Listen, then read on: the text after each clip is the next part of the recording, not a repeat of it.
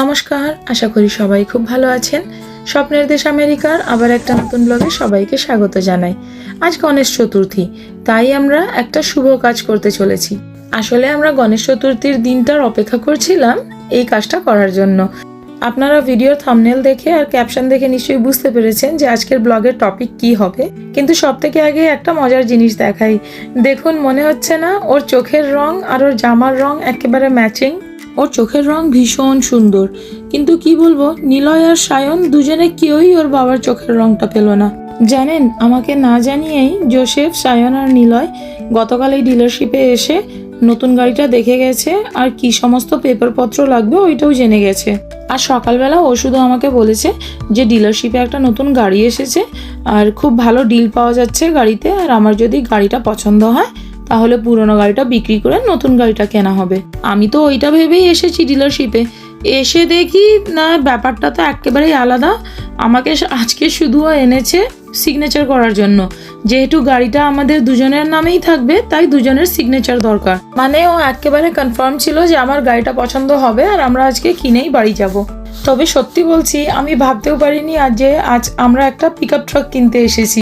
আমি যবে থেকে আমেরিকা এসেছি আর যবে থেকে আমি পিকআপ ট্রাক দেখেছি তবে থেকে আমার স্বপ্ন যে আমাদেরও একটা পিকআপ ট্রাক হবে। তো ফাইনালি আজ 6 বছর পর ওই স্বপ্নটা পূরণ হতে চলেছে।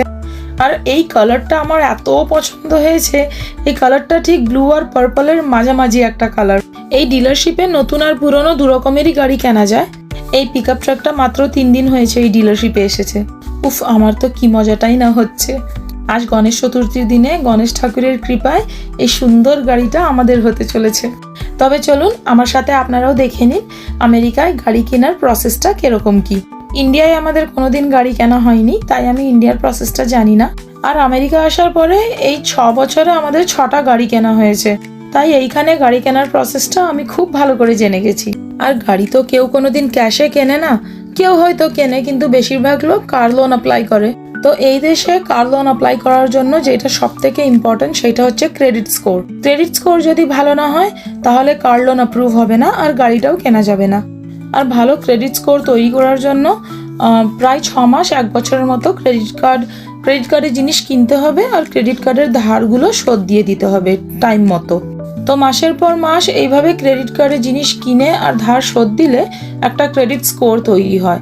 তো ক্রেডিট স্কোর যদি 600-র ওপরে থাকে, 600 থেকে 800-র ভেতরে যদি ক্রেডিট স্কোরের নাম্বারটা থাকে, যেমন এখন আমার ক্রেডিট স্কোর হচ্ছে 620।